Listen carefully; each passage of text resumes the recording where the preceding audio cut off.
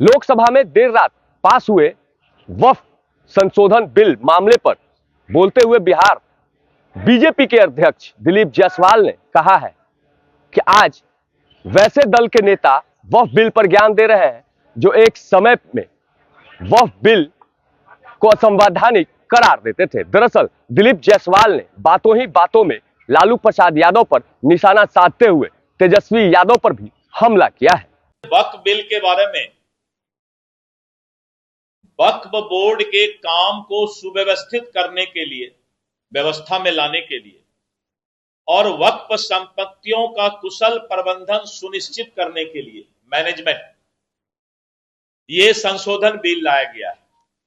ये संशोधन बिल है क्योंकि वक्फ की जो संपत्ति है उस संपत्ति का दुरुपयोग और कुछ लोगों का कब्जा लगातार शिकायत आ रहा था। और जो हमारे गरीब मुसलमान भाई हैं, पासमानदा मुस्लिम भाई हैं, वक्फ बोर्ड का कोई भी साधन संसाधन और उसका सुविधा इस देश के गरीब मुसलमानों को, पासमानदा मुसलमानों को नहीं मिलता था। अगर आप आंकड़ा देखें तो वक्फ का जो आय था 2019-20 में 166 करोड़ वक्फ का आय था, वक्फ बोर्ड का। लेकिन 2020-21 यानी एक साल बाद ही 62 करोड़ रुपया आय कम हो गया और 104 करोड़ हो गया। और अगर हम 2021-22 की बात लेते हैं तो फिर 42 करोड़ रुपया गलत प्रबंधन के कारण आय कम हुआ और 61 करोड़ हो गया।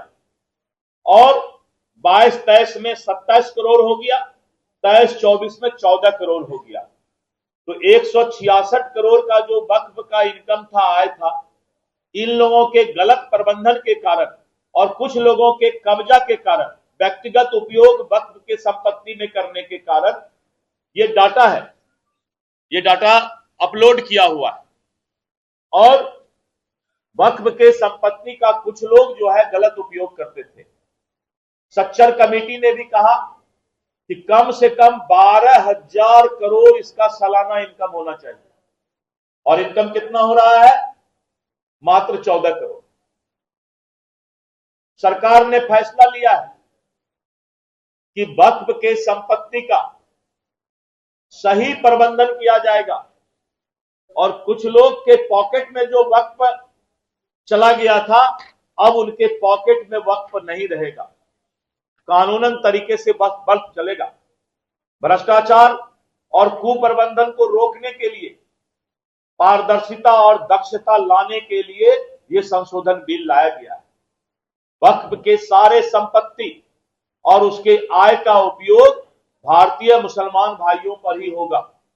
संशोधन बिल में ऐसा नहीं है कि वक्फ के संपत्ति या आय का दूसरे जगह कहीं खर्च किया जाएगा, लेकिन उसका जो भी इनकम आएगा, आय आएगा, वो भारतीय मुसलमान भाइयों पर खर्च किया जाएगा। और जो 14 करोड़ आय है उसको बढ़ा करके 12,000 करोड़ आय किया जाएगा। ये सच्चर कमेटी में भी कहा। तो इतना बड़ा संपत्ति को और बिना किसी आय के रखा गया था कुप्रबंधन के कारण, तो वित्तीय पारदर्शिता इसमें नहीं था, फाइनेंशियल ट्रांसपेरेंसी नहीं था। और अब इस संशोधन बिल के बाद वित्तीय पारदर्शिता आएगा, राजस्व में वृद्धि होगा, लक्षित आवंटन बढ़ेगा, उन्नत निगरानी होगी और वक्फ बोर्ड के लिए आत्मनिर्भरता होने से सरकारी सहायता पर निर्भरता कम हो जाएगी। और इसके साथ साथ वक्फ बोर्ड का सर्वोत्तम उपयोग करने से वक्फ बोर्ड की संपत्ति का प्रति वर्ष आय 12,000 करोड़ रुपया से अधिक राजस्व प्राप्त होगा, जो गरीब मुसलमान भाइयों के स्वास्थ्य, शिक्षा, देखभाल, कौशल विकास और आर्थिक विकास, सामाजिक विकास का भी काम करेगा। तो वक्फ पर गांव के सबसे अंतिम पंक्ति में बैठा हुआ गरीब अकलियत भाई, मुसलमान भाई का भी हक हो, यह संशोधन बिल वह अधिकार दिलाने का काम करेगा। और मीरा कुमार जी हाउस को प्रेजाइड कर रहे थे और लालू जी ने कहा कि ऐसा कानून संशोधन बिल लाइए सोनिया गांधी जी को कि कॉग्निजेबल ऑफेंस हो, क्रिमिनल धारा में वक्फ बोर्ड के जो लोग कब्जा किए हुए हैं, जो संपत्ति को बेच रहे हैं, उतना ज्यादा तो बीजेपी नहीं कह सकता है, क्योंकि यही लोग फिर बोलेंगे कि सेकुलर पार्टी नहीं। अपने पिताजी को पहले पूछ लें तेजस्वी जी जाके एक बार, पिताजी के भरोसे तो राजनीति कर रहे हैं। पिताजी का नाम अगर नहीं होता तो तेजस्वी यादव को कौन जानता? एक मिनट। पिताजी का नाम अगर नहीं होता तो तेजस्वी यादव जी को कौन जानता? आप ही में से कोई बताइए। चांदी का चम्मच लेकर जन्म लेके गाल बजाना बहुत आसान होता है। कभी किसी गरीब का बेटा, लालू यादव जी बोलते हैं मैं समाजवादी नेता हूं, परिवारवादी नहीं हूं, समाजवादी हूं, लेकिन नेता बनाने के लिए बेटा ही मिलता है।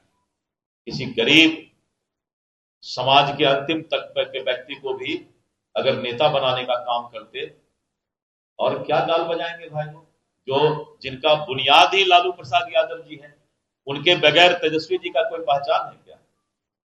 अगर नहीं है पहचान तो उसके बाद को कुछ कोड भी नहीं करना चाहिए, उसको पूछना चाहिए कि बिना लालू जी के आपका क्या अस्तित्व है, ये बताइए।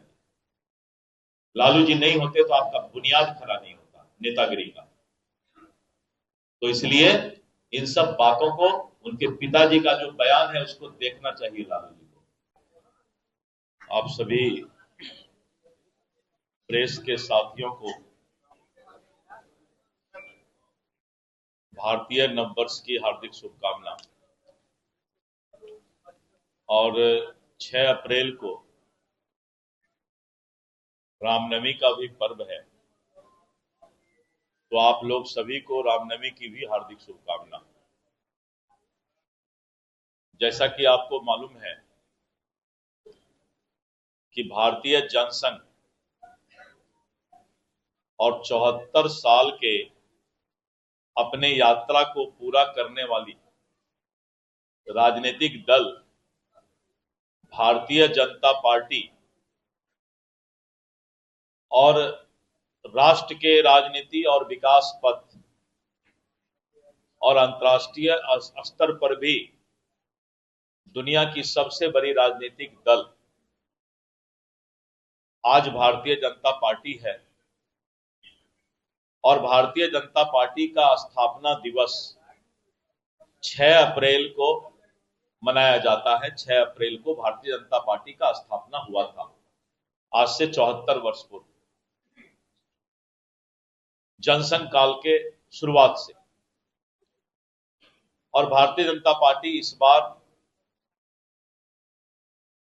स्थापना दिवस के साथ साथ पखवाड़ा भी मनाने का काम करेगी। 6 अप्रैल 1980 में भाजपा की स्थापना श्रद्धेय अटल बिहारी वाजपेयी जी के नेतृत्व में हुआ था। और इन 45 वर्षों में श्रद्धेय अटल जी और माननीय प्रधानमंत्री श्री नरेंद्र मोदी जी के कुशल नेतृत्व में भारत एक विकसित राष्ट्र की ओर आगे बढ़ रहा है। 6 अप्रैल को स्थापना दिवस के अवसर पर बिहार के सभी जिला में और वहां के कार्यालय को भव्य रूप से सजाया जाएगा।